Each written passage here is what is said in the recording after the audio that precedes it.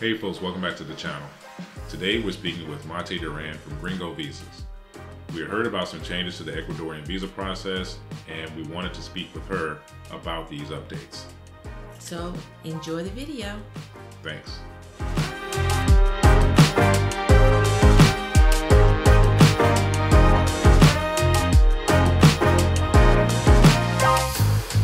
Hi everyone, welcome back to the channel. We have a very wonderful special guest back with us again. We have Maite Duran with Gringo Visas. Maite, good morning. Good morning. How are you? Good. Wonderful, wonderful. To start, we heard that there are some changes to the visa process for 2024. Would you like to discuss those? Oh, sure. Absolutely. So in Ecuador, right now, for example, the pension visa is based on the Ecuadorian minimum salary.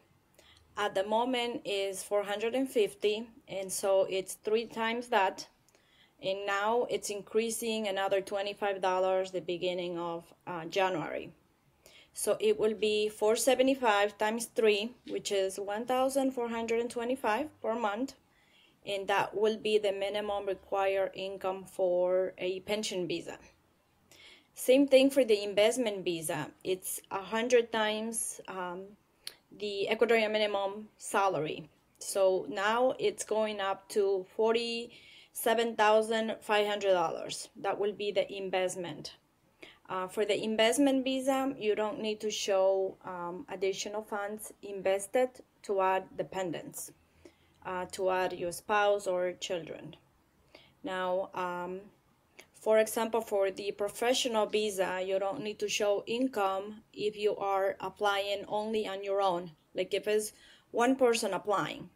But if you're adding a dependent, then you need to show $475 per month minimum. So it's different. The requirements are different depending on the visa type. That's why it's important to consult with us so we can tell them what they will be needing to present to qualify. Are there any changes to the nomad visa, or does that requirement stay the same? So basically, the income requirements are changing for every visa type because everything is based on an Ecuadorian minimum salary. And so, like for example, for the pension visa is now this. Same thing for the digital nomad or for the other categories, like the one that you show income from a property, for example, it's gonna increase as well. For the same thing, 475 times 3 and so on. So for the pensioners visa, what would be the cost for a dependent? It's 250 as of now, yes. So that did not change, and the immigration laws didn't change. What is changing is basically the minimum salary in Ecuador. And because the laws is based on the Ecuadorian minimum wage, minimum salary, then it's automatically changing for the visa. But usually, based on the Ecuadorian history, when we get a new president, it takes a little bit of time. It's not gonna happen right away. Last time it took over a year and a half to implement new changes.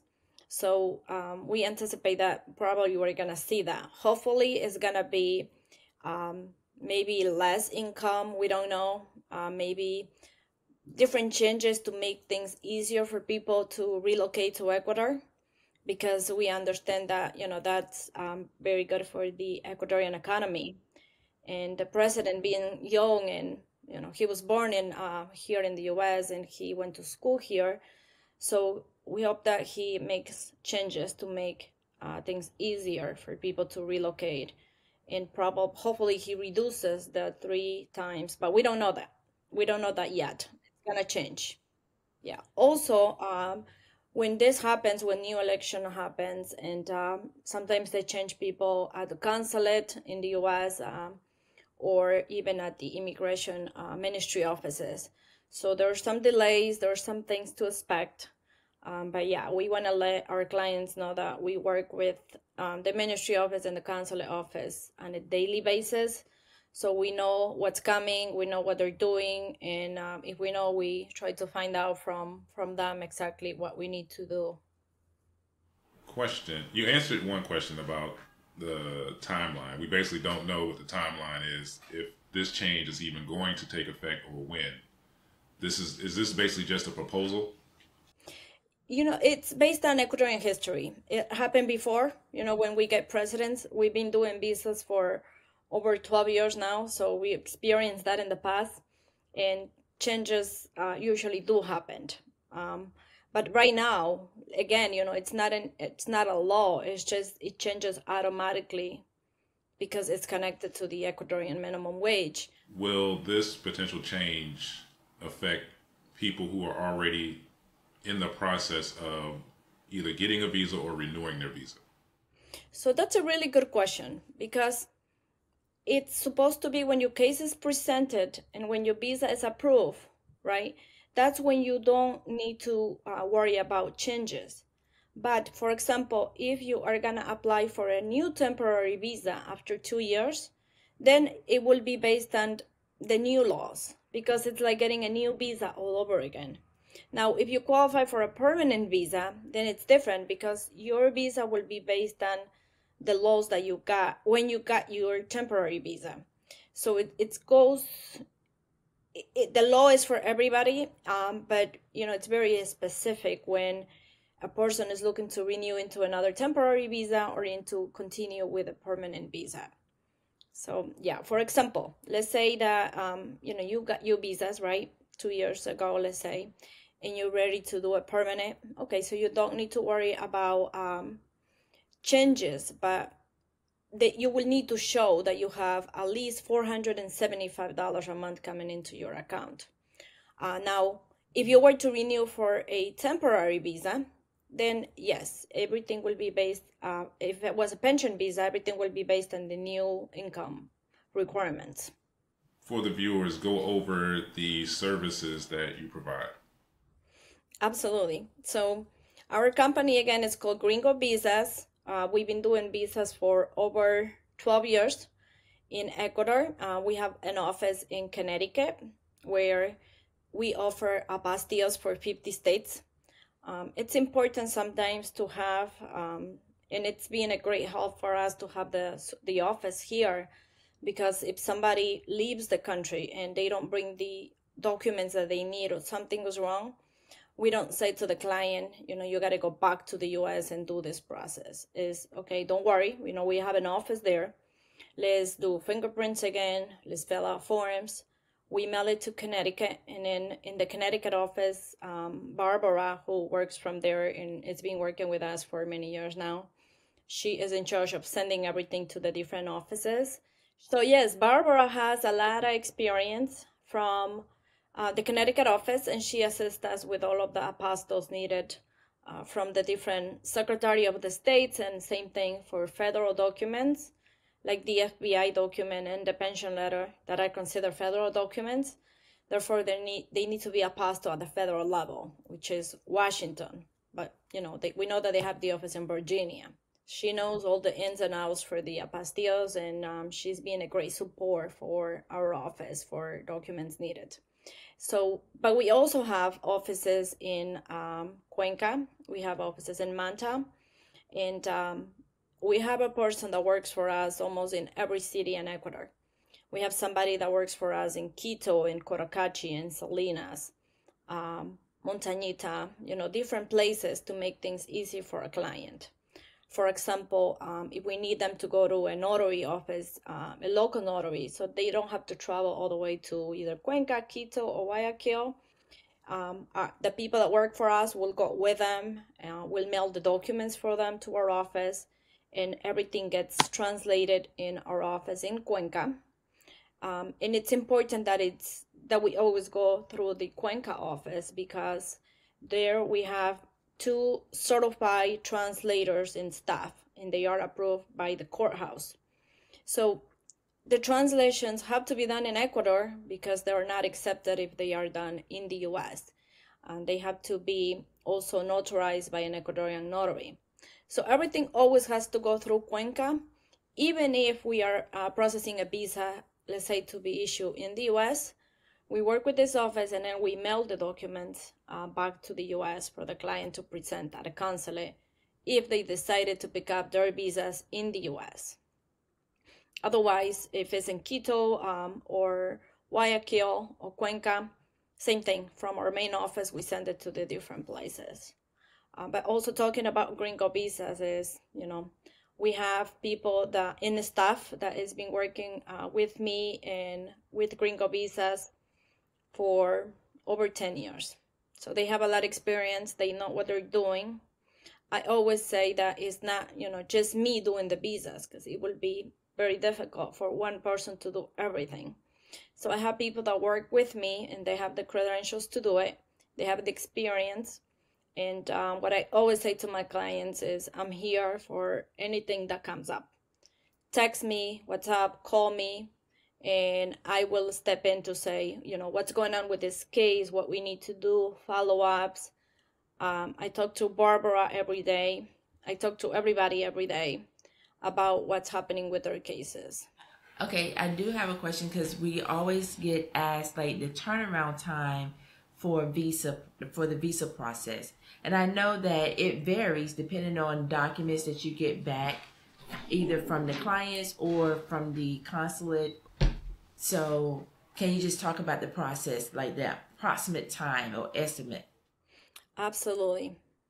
So the processing time, it depends. Most people that hire us 6 months, even a year in advance. And we make them fill out a form which will tell us what their plans are, where they live, where they got married, whether they have something on their record, on their criminal background check. That will tell us exactly what we need to do as far as documents needed. Now, the turnaround time in the US for federal documents like the FBI and the pension letter, it's 11 weeks. It's 11 weeks to obtain the apostille. Now, to send it, to obtain the document, it's another at least 2 weeks. So it's important for people that are relocating to begin the process minimum 6 months before their moving target date. And that the reason is not only that it takes time in the US to obtain the documents, but also in Ecuador, the appointments are not available right away. That changes from time to time, but most of the times is 3 months out for an appointment. Sometimes they say, okay, we are very busy, we're gonna catch up this weekend. For example, they work on a Saturday and the appointments come out available and things change. But it's better to do everything ahead of time.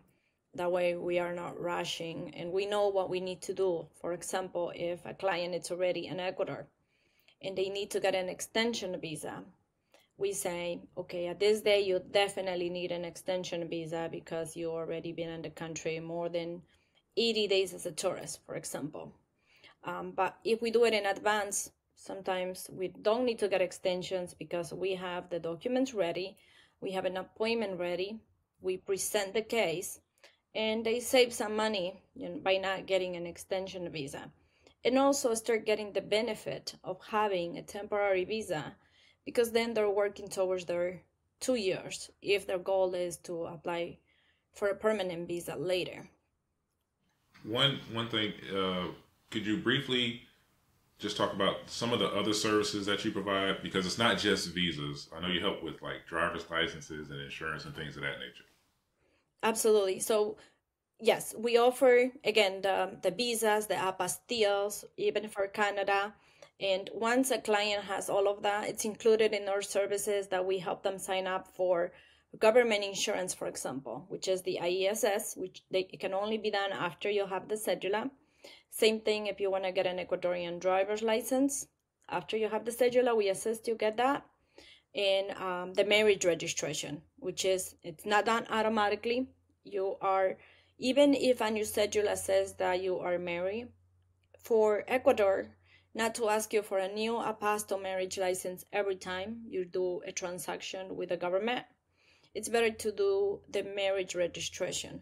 So then you can get a new marriage license from Ecuador for $5 right online without having to get it all over again from the US. Same thing if you're not doing a professional visa, we do what's called the degree registration, which then you consider a professional in Ecuador through Senesi. And if somebody is overseas and they want to buy a property, we become their power of attorney person to buy the property on their behalf, so they don't have to be traveling back and forth. And this is important sometimes. We even do it for people that are in the country because of the language barrier. We make sure we're there to explain to them what they need to do. Or if they don't want to go in person to the notary, we sign it for them with a power of attorney. And this is important that it's done with a power of attorney. That way they don't have to accept the purchase later on, which is more money, more cost. With the power of attorney is automatically in their name. And this is important that you do with somebody that you trust. You know exactly that they're going to be working for you.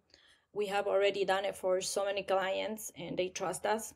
Same thing, they trust us to sometimes withdraw the money because the CD has expired and they either want to send the money back to the US or put it on a different CD. So we become the power of attorney person for many clients. And that's another service we provide. Or when you renew your passport and you need to change the visa from your old passport to your new passport, we do what's called a visa transfer, renewals on visas, renewals on cedula after 10 years. And because we've been doing it for a long time, we have clients that are coming back to us to renew their cedulas 10 years later because the cedula is valid for 10 years. They don't need to do the visa process, but they need to do the cedula process.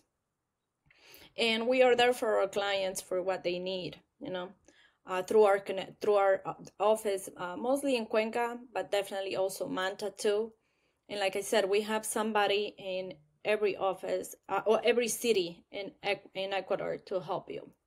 LaShawn, do you have any more questions for Maite? No, I think that was it. I think she answered pretty much all of our questions. I'm sure our viewers will have more questions we'll after we post this video. Yeah. So go ahead. Sorry, I was gonna say, and we're launching a new website with the changes, with everything that's coming up, and I will be available so people can sign up there for a 30-minute free consultation. Then I can answer their questions better. Awesome. And it's important that they go through somebody like me because we have a lot of clients that have, let's say, even a little thing on their background checks, and they need to know exactly what they need to present for that. For example, when you have, even if it was something like a misdemeanor, Ecuador requires that you present what's called the court disposition documents, and they need to be properly translated in order to be presented. So then your visa can be approved, and you don't inquire in fines if you don't do it on time. And because it takes a long time to do it through, to get the documents from the US, like the apostille for the FBI, it's important that you get your visa done the first time around, because otherwise you're going to have to wait maybe 6 months out of the country, or you're going to have to pay fines. Ends up costing you more if you didn't have somebody working with you that knows exactly what they're doing, than if you try to save some money and do it on your own. Thank you so much, Maite. I'll make sure that your contact information and the Gringo Visas website is linked in the description. And hopefully if anyone has any questions, they were answered. If not, just make sure you leave a comment, and any question we can't answer, we'll try to forward it to Maite and make sure that we get that question answered for you. So yes, please, if you're interested in relocating to Ecuador, make sure you contact a professional. We definitely recommend Gringo Visas and Maite. So please, if that's your desire, check the links in the description. And Maite, thank you so much for joining us this morning. We really appreciate it. Thank you so much for having me here. I'm available to answer any questions, and thank you again. So everyone, like, share, subscribe, and we'll see you next time.